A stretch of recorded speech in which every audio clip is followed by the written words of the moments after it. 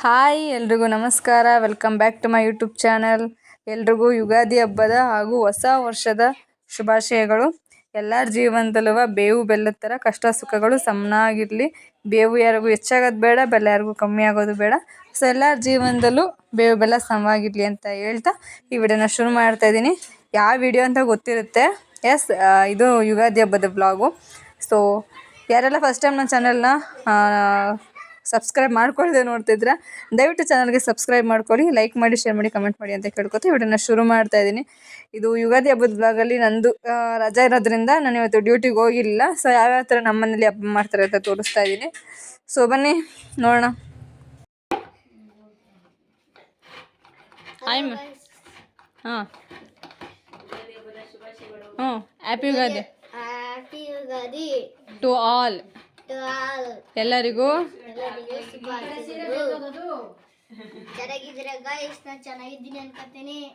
So ಇವಾಗ ಮನೇಲಿ ಅಡುಗೆ ಎಲ್ಲ ರೆಡಿ ಆಗ್ತಾ ಇದೆ. ಇನ್ನು ಟೈಮು ಜಾಸ್ತಿನ ಆಗಿಲ್ಲ.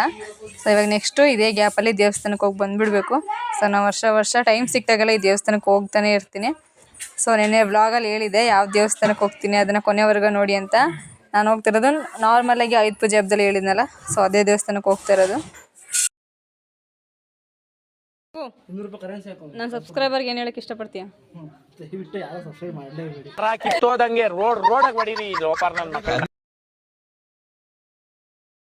ಸೊ ಮನೇಲೆಲ್ಲರೂ ಹಬ್ಬಕ್ಕೆ ರೆಡಿ ಮಾಡ್ಕೊಳ್ತಾ ಇದ್ದಾರೆ. ನಾನು ಅದೇ ಗ್ಯಾಪಲ್ಲಿ ದೇವಸ್ಥಾನಕ್ಕೆ ಹೋಗೋಣ ಅಂತ ಹೋಗ್ತಾ ಇದ್ದೀನಿ. ಯಾಕಂದರೆ ನಂಗೆ ಇವಾಗ ಇಲ್ಲಿ ಈ ದೇವಸ್ಥಾನಕ್ಕೆ ಹೋಗಕ್ಕೆ ಸಿಗೋದೇ ಟೈಮ್ ಅಪರೂಪ. ವರ್ಷಕ್ಕೆ ಒಂದು ಸಲನೋ 2 ಸಲನೋ, ಅದು ಕೆಲ್ಸಕ್ಕೆ ಹೋದ್ಮೇಲೆ ಅಂತೂ ಅಪರೂಪ ಆಗೈತೆ. ಮನೆ ಹತ್ರ ಕಾಲೇಜ್ಗೆ ಹೋಗ್ಬೇಕಾದ್ರೆಲ್ಲ ಅಟ್ಲೀಸ್ಟ್ ವೀಕ್ಲಿ ಒಂದು ಸಲನಾದ್ರು 15 ಡೇಸ್ಗೆ ಒಂದು ಸಲನಾದ್ರು ಹೋಗುವೆ. ಬಟ್ ನಾನು ಕೆಲ್ಸಕ್ಕೆ ಹೋದ್ಮೇಲೆ 2 ಮಂತ್ಸ್ ಅಲ್ಲ 1 ಇಯರ್ಗೆ ಒಂದು ಸಲ ಹೋಗ್ತಾ ಇದ್ದೀನಿ. ಲಾಸ್ಟ್ ಟೈಮ್ ಆಯುಧ ಪೂಜೆ ಹಬ್ಬದಲ್ಲಿ ಹೋಗಿದ್ದು. ಸೊ ಇವಾಗಲೇ ಹೋಗ್ತಾ ಇರೋದು. ಸಿಕ್ಕಾಪಟ್ಟೆ ಬಿಸಿಲಿತ್ತು ಮಾತ್ರ. ಹಂಗಂಗು ದೇವಸ್ಥಾನಕ್ಕೆ ಬಂದೆ. ರಶ್ ಇರುತ್ತೆ ಅಂತ ಅಂದ್ಕೊಂಡಿದ್ದೆ. ರಶ್ಶು ಇರಲಿಲ್ಲ. 2 ಅಂದ್ಕೊಂಡಿದ್ದೆ. ನಾನು ರಶ್ ಇರುತ್ತೆ, ಇಲ್ಲ ಅಂತಂದರೆ ಕ್ಲೋಸ್ ಇರುತ್ತೆ ಅಂತ ಅಂದ್ಕೊಂಡಿದ್ದೆ. ಯಾಕಂದರೆ ಅವರು ಹಬ್ಬ ಮಾಡಬೇಕಲ್ಲ. ಸೊ ರಶ್ಶು ಇರಲಿಲ್ಲ, ಕ್ಲೋಸು ಆಗಿರಲಿಲ್ಲ. ಒಬ್ಬರೇ ಇದ್ದಿದ್ದು ನಾವು ಹೋದಾಗ. ಸೊ ಅವ್ರದ್ದಾದ್ಮೇಲೆ ನೆಕ್ಸ್ಟ್ ನಮ್ಮದೇ ಅಲ್ವ ಅಂದ್ಬಿಟ್ಟು ಬೇಗ ಪೂಜೆ ಮಾಡಿಸ್ಕೊಳ್ಳೋಣ ಅಂದ್ಬಿಟ್ಟು ಸೊ ಪೂಜೆ ಮಾಡಿಸ್ತಾ ಇದ್ದೀನಿ. ಇದು ನನ್ನ ಫೇವ್ರೆಟ್ ದೇವಸ್ಥಾನ. ನಮ್ಮ ಮನೆ ದೇವ್ರು ಬಿಟ್ಟರೆ ನೆಕ್ಸ್ಟ್ ಇದೇ ದೇವಸ್ಥಾನ ನಾನು ಜಾಸ್ತಿ ಹಚ್ಕೊಂಡಿರೋದು. ಬಟ್ ಕೆಲ್ಸಕ್ಕೆ ಹೋದ್ಮೇಲೆ ಈ ದೇವಸ್ಥಾನಕ್ಕೆ ಹೋಗೋದೇ ಅಪರೂಪ ಆಗ್ಬಿಟ್ಟೈತೆ. ಕೆಲಸ ಮನೆ ಅಂತ ಬ್ಯುಸಿ ಆಗಿಬಿಟ್ಟು ನಾನು ದೇವಸ್ಥಾನ ಕಡೆ ಗಮನನೇ ಕೊಡ್ತಿಲ್ಲ. ರಜಾ ಸಿಕ್ತಾಗೆಲ್ಲ ನಾನು ಈ ದೇವಸ್ಥಾನಕ್ಕೆ ಬರ್ತಾನೆ ಇರ್ತೀನಿ. ಲಾಸ್ಟ್ ಟೈಮು ಅಷ್ಟೇ ಆಯುಧ ಪೂಜೆ ಹಬ್ಬದಲ್ಲಿ ಆಫ್ಟರ್ ರಜಾ ಸಿಕ್ಕಿತ್ತು. ಸೊ ಆ ಗ್ಯಾಪಲ್ಲಿ ಬಂದಿದೆ. ಸಂಡೇ ಟೈಮು ಓಪನ್ ಇರಲ್ಲ. ಸಂಡೇ ಟೈಮು ಸಂಜೆ ಓಪನ್ ಮಾಡಿದ್ರು ಮಾಡ್ತಾರೆ, ಇಲ್ಲ ಅದು ಇಲ್ಲ. ಮಿಕ್ಕಿದ ವಾರದಲ್ಲೆಲ್ಲ ಓಪನ್ ಇರುತ್ತೆ. ಬೆಳಿಗ್ಗೆ ಒಂದ್ಸಲ, ಸಂಜೆ ಒಂದ್ಸಲ. ಬಟ್ ನನಗೆ ಆ ಗ್ಯಾಪಲ್ಲಿ ಬರೋದಕ್ಕಾಗಲ್ಲ ಅಂದ್ಬಿಟ್ಟು ರಜೆ ಇದ್ದಾಗಲೇ ಬರ್ತಾ ಹೋಗ್ತಾ ಇರ್ತೀನಿ ನಾನು. ಸೊ ಪೂಜೆ ಎಲ್ಲ ಆಯಿತು. ಪೂಜೆ ಎಲ್ಲ ಆದಮೇಲೆ ಪ್ರದಕ್ಷಿಣೆ ಎಲ್ಲ ಹಾಕಿ, ಜೊತೆಗೆ ಹಂಗೆ ನಮ್ಮದು ಸ್ವಲ್ಪ ಫೋಟೋಶೂಟ್ ಎಲ್ಲ ಏನೇನಿತ್ತು ಅದನ್ನೆಲ್ಲ ಮುಗಿಸ್ಕೊಂಡು ಮನೆ ಕಡೆ ಬಂದ್ವಿ. ಮನೇಲಿ ಇವಾಗ ಒಬ್ಬಟ್ಟು ರೆಡಿ ಆಗ್ತಾ ಇದೆ. ಸೊ ನಾವು ಇವಾಗ್ಲೂ ಗ್ಯಾಸ್ ಮೇಲೂ ಅಡುಗೆ ಮಾಡ್ತೀವಿ. ಬಟ್ 75% ನಾವು ಒಲೆಯಲ್ಲೇ ಅಡುಗೆ ಮಾಡೋದು. ಮಡಿಕೆಲೇ ಸ್ವಲ್ಪ ಐಟಮ್ಸ್ಗಳನ್ನೆಲ್ಲ ಮಾಡೋದು. ಸೊ ನಾವು ಅವಾಗಿಂದನೂ ಬಂದಿರೋದು ಇದು. ಅಡುಗೆ ಎಲ್ಲ ಮಾಡಿ ಒಲೆ ಮುಂದೆ ಸುಸ್ತಾಗಿರೋದು ನಮ್ಮತ್ತೆ ನಾವುಗಳು. ಆದರೆ ಇವನಿಗೆ ಮಾತ್ರ ಬೇವರೋದು ಎಲ್ಲಿಂದ ಏನು ತಿಗ್ಬೋತೈತೋ ನಮಗಂತೂ ಗೊತ್ತಿಲ್ಲ. ಸೊ ಪೂಜೆ ಎಲ್ಲ ರೆಡಿ ಆಯಿತು. ಆ್ಯಕ್ಚುಲಿ ಡೆಕೋರೇಷನ್ ಮಾಡಿದ್ದೆಲ್ಲ ವೀಡಿಯೋ ಮಾಡಿದ್ದೀನಿ. ಬ್ಯಾಕ್ ಕ್ಯಾಮ್ರಾ ರೆಕಾರ್ಡ್ ಆಗಿದೆ. ಬಟ್ ಬ್ಯಾಕ್ ಕ್ಯಾಮ್ರಾ ಆನ್ ಮಾಡೋದಕ್ಕೆ ಹೋಗಿ ಫ್ರಂಟ್ ಕ್ಯಾಮ್ರಾ ಆನ್ ಮಾಡ್ಬಿಟ್ಟಿದ್ದೀನಿ.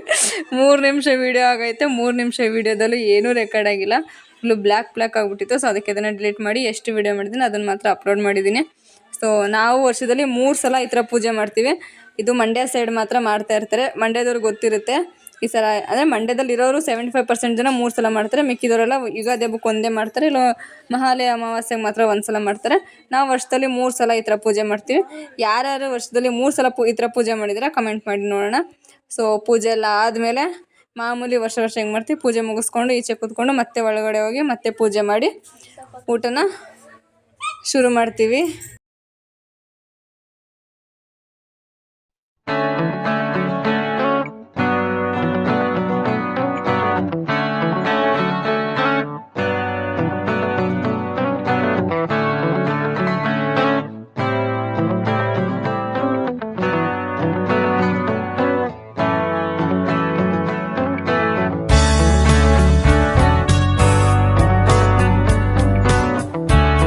ಸೊ ಪೂಜೆ ಎಲ್ಲ ಆಯಿತು. ಪೂಜೆ ಎಲ್ಲ ಆದಮೇಲೆ 10 ನಿಮಿಷ ಬಿಟ್ಟು ಊಟ ಮಾಡ್ತೀವಿ. ಊಟ ಎಲ್ಲ ಆದಮೇಲೆ ನಾಗಮಂಗಲಕ್ಕೆ ಹೋಗಬೇಕು. ಅಲ್ಲಿ ಸ್ವಲ್ಪ ಕೆಲಸ ಇದೆ.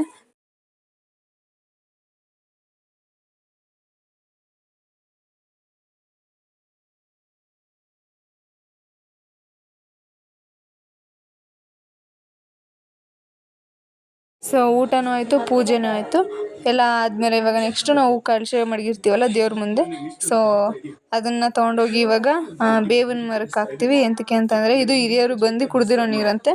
ಸೊ ಇದನ್ನು ಬೇವಿನ ಗಿಡಕ್ಕೆ ಹಾಕಬೇಕು ಅನ್ನೋದು ವಾಡಿಕೆ. ಇದು ನಮ್ಮನೆ ಹಿರಿಯರ ಹತ್ರ ನಾನು ತಿಳ್ಕೊಂಡು ನಿಮ್ಗೆ ಹೇಳ್ತಾ ಇರೋದು. ಎಲೆನೂ ಇಲ್ಲೇ ಹಾಕ್ಬೇಕಾ ಆಂಟಿ? ಎಲೆನೂ ಇಲ್ಲೇ ಹಾಕ್ಬೇಕಾ?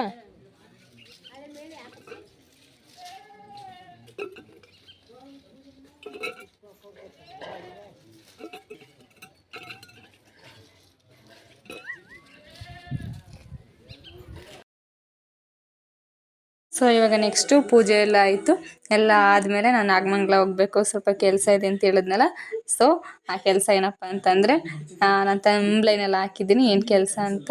ಸೊ ಇದು ನನ್ನ ಸ್ಯಾಲರಿ ಗಿಫ್ಟು, ನನಗೆ ನನ್ನ ಸ್ಯಾಲ್ರಿ ನಾನು ಕೊಡ್ತಾ ಇರೋ ಗಿಫ್ಟ್ ಇದು. ನಾನು ಕಷ್ಟಪಟ್ಟು 3 ವರ್ಷ ಮೆಡಿಕಲಲ್ಲಿ ದುಡಿದು ತೊಗೊಂಡಿರೋ ಗಿಫ್ಟ್ ಇದು.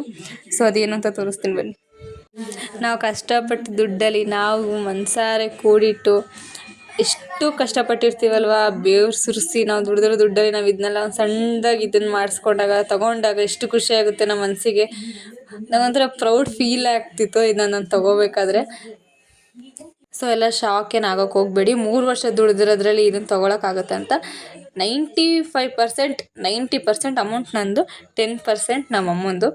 ಸೊ 90% ನನ್ನ ಸ್ಯಾಲರಿ, ಮಿಕ್ಕಿದ್ದು ನಮ್ಮ ಅಮ್ಮನ ಸ್ವಲ್ಪ ಸಾಲ್ಟ್ ಇದ್ದಾಗ ನಮ್ಮ ಅಮ್ಮನ ಹತ್ರ ಇಸ್ಕೊಂಡು. ಸೊ ನನಗಂತೂ ಸಿಕ್ಕಾಪಟ್ಟೆ ಖುಷಿ ಆಗ್ತಿತ್ತು. ಆ್ಯಕ್ಚುಲಿ ಎಷ್ಟು ಖುಷಿ ಆಗ್ತಿತ್ತು ಅಂದರೆ ಈ ಐಡಿಯಾನ ಮೊದಲೇ ಮಾಡಿದ್ರೆ ಆಗೋದು. ಸ್ಯಾಲ್ರಿನೆಲ್ಲ ಕೂಡಿಕ್ಕಿ ಅಮ್ಮನ ಕೇಳ್ಕೊಟ್ಟು ಆವಾಗಿನ ರೇಟಲ್ಲಿ ಅಮ್ಮನ ದುಡ್ಡಲ್ಲಿ ಮಾಡಿಸ್ಕೊಂಡಿದ್ರೆ ಆಗೋದು ಅಂತ ಅನಿಸ್ತಿತ್ತು. ಯಾಕೆಂದರೆ ಸಿಕ್ಕಾಪಟ್ಟೆ ಗೋಲ್ಡ್ ರೇಟ್ ಇದೆ.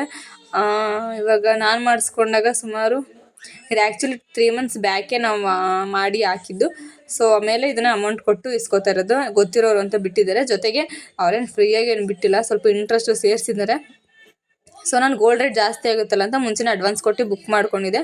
ಸೊ ಅದಕ್ಕೆ ಸ್ವಲ್ಪ ಈಸಿ ಆಯಿತು. ಇವಾಗಿನ ರೇಟಲ್ಲಿ ಪ್ರೆಸೆಂಟ್ ಮಾರ್ಚ್ ಏಪ್ರಿಲ್ ರೇಟಲ್ಲಿ ನೀವು ಮಾಡಿಸ್ಕೋತೀರ ಅಂತಂದರೆ ಮ್ಯಾಕ್ಸಿಮಮ್ ಅಂದರೆ 8,500 ಪರ್ ಗ್ರಾಮ್. ವೇಸ್ಟೇಜು ಕೂಲಿ ಏನು ಇಲ್ದಂಗೆ 8,500 ಆಗುತ್ತೆ. ಬಟ್ ವೇಸ್ಟೇಜು ಕೂಲಿ ಎಲ್ಲ ಸೇರಿಸಿದ್ರೆ ಒಂದು 8,700, 800, 9,000 ಅಂತ ಅನ್ಕೊಳ್ರಿ. 9,000 ಆಗ್ಬೋದು 1 ಗ್ರಾಮ್ಗೆ ಅಂತ ಅಂದ್ಕೊಂಡಿದ್ದೀನಿ. ಸೊ ನನಗಂತೂ ಸಿಕ್ಕಾಪಟ್ಟೆ ಖುಷಿ ಆಗ್ತಿತ್ತು. ನನ್ನ ಖುಷಿನ ಹೆಂಗೆ ಹೇಳ್ಕೋಬೇಕು ಅಂತ ಗೊತ್ತಿರಲಿಲ್ಲ. ಸೊ ನಾನು ಕಷ್ಟಪಟ್ಟು ದುಡ್ದಿದ್ದಕ್ಕೂ ಸಾರ್ಥಕ ಆಯಿತು. ಸೊ ಯಾರ್ಯಾರೆಲ್ಲ ಕಷ್ಟಪಟ್ಟು ದುಡ್ದು ಏನೇನು ಗಿಫ್ಟ್ ತೊಗೊಂಡಿದ್ದೀರ ನಿಮ್ಮ ಸ್ಯಾಲ್ರಿ ತೋರಿಸಿ. ನಾನು ಫಸ್ಟು ನನ್ನ ಸ್ಯಾಲ್ರಿ ನಾನು ಬಟ್ಟೆ ತೊಗೊಂಡಿದ್ದೆ. ಬಟ್ ನಮ್ಮ ಅಮ್ಮನ ಹತ್ರ ಕೊಟ್ಟಾಗ ಒಂಥರ ಸೇವಿಂಗ್ಸ್ ಆಗ್ತಿತ್ತು. ನಮ್ಮಮ್ಮ ಖರ್ಚು ಮಾಡ್ಕೊಳ್ಳುತ್ತೆ ಅಂತ ಅಂದ್ಕೊಂಡಿದ್ದೆ. ಬಟ್ ನಮ್ಮಮ್ಮ ಖರ್ಚು ಮಾಡಿಲ್ಲ, ಅದನ್ನೆಲ್ಲ ಕೂಡಿಕ್ಕಿತ್ತು. ಸೊ ಆ ದುಡ್ಡಲ್ಲಿ ನಾನು ಆಸೆ ಪಟ್ಟಂಗೆ ಈ ಒಂದು ನೆಕ್ಲೆಸ್ನ ನಾನು ಮಾಡಿಸ್ಕೊಂಡಿದ್ದೀನಿ. ಸೊ ಸ್ವಲ್ಪ ಖುಷಿ ಆಯ್ತಿತ್ತು ನನಗೆ. ಅವತ್ತು ಹೊಸ ವರ್ಷದ ದಿನ, ಯುಗಾದಿ ಹಬ್ಬದ ದಿನ ಚಿನ್ನ ಮನೆಗೆ ಬಂದಿದೆ. ಅದು ನಾನು ಇಷ್ಟಪಟ್ಟಂಗೆ ಅವತ್ತೇ ಅಂದ್ಕೊಂಡಿದ್ದೆ ನಾನು, ಹಬ್ಬದ ದಿನ ಮನೆಗೆ ಚಿನ್ನ ಬರಬೇಕು ಅಂತ. ಸೊ ಚಿನ್ನ ಫೈನಲಿ ಮನೆಗೆ ಬಂದಿದೆ. ಸೊ ಅಲ್ಲಿಂದ ಬಂದಮೇಲೆ ಅದನ್ನೆಲ್ಲ ವೇರ್ ಮಾಡಿ ಕ್ಲೀನಾಗಿ ಬ್ಯಾಂಕಲ್ಲಿ ಅದು ಆಲ್ರೆಡಿ ಹೊಂಟೋಗುತ್ತೆ ಬ್ಯಾಂಕಿಗೆ. ಸೊ ನೆಕ್ಸ್ಟು ಇದು ಯುಗಾದಿ ಹಬ್ಬದ ಬ್ಲಾಗ್ ಇಷ್ಟೇ. ಮತ್ತೆ ಮನೆಗೆ ಬರ್ತೀವಿ, ಟಯರ್ಡ್ ಆಗಿರೋದಲ್ಲ. ಸೊ ಡ್ರೆಸ್ ಎಲ್ಲ ಚೇಂಜ್ ಮಾಡಿ ಊಟ ಮತ್ತೆ ಹೊಟ್ಟೆ ಹಸಿತಾ ಇರುತ್ತೆ, ಒಂದು ಊಟ ಎಲ್ಲ ಮಾಡಿ ಕೂತಿರ್ತೀವಿ. ಸೊ ಇದು ಯುಗಾದಿ ಹಬ್ಬದ ಬ್ಲಾಗು. ಸೊ ನೆಕ್ಸ್ಟು ಇದು ನೆಕ್ಸ್ಟ್ ಡೇ ಬ್ಲಾಗು. ಎಂತಕ್ಕೆ ಯುಗಾದಿ ಹಬ್ಬದ ದಿನ ಚಂದ್ರ ನೋಡಲಿಲ್ಲ ನಾನು. ಸೊ ಅದು ನೆಕ್ಸ್ಟ್ ಡೇ ಯುಗಾದಿ ಹಬ್ಬದ ದಿನ ಚಂದ್ರ ನೋಡಲಿಲ್ಲ, ಅದ್ರ ನೆಕ್ಸ್ಟ್ ಡೇ ಚಂದ್ರ ಕಾಣಿಸ್ತಾ ಇತ್ತು. ಸೊ ಅವಾಗ ನೋಡ್ಬೇಕಾದ್ರೆ ಕ್ಯಾಪ್ಚರ್.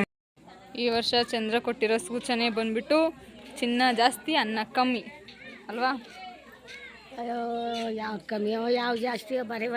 ನಿಂಗೆ ಯಾವ್ದು ಜಾಸ್ತಿ ಆಗಬೇಕಾಗಿತ್ತು? ಚಿನ್ನ ಕಡಿಮೆ ಆಗ್ಬೇಕಾಯ್ತು ನನಗೆ. ಏನು ಮಾಡಿಸುವೆ? ಏನೇನು ತಗೊಂಡು ಹಾಕ್ಕೊಂಡಿದ್ವಿ. ಏನೇನು ತಗೊಂಡು ಹಾಕೊಳ್ಳೋದು? ಕಮ್ಮಿ ಇದ್ದಾಗಲೇ ಮಾಡ್ಸಿ ಹಾಕೊಂಡಿದ್ರೆ ಆ ಬುದ್ಧಿ ಓಡಿಸ್ಬೇಕಂತ. ಯಾರಿಗೂ ಬುದ್ಧಿ ಬರಲ್ಲ ನಿಜ. ನಾ ಇದ್ರೆ ಕತ್ಕೊಂಡು ತುಂಬ ಹಾಕೊಂಬರೈತೆ ಅಲ್ವಾ?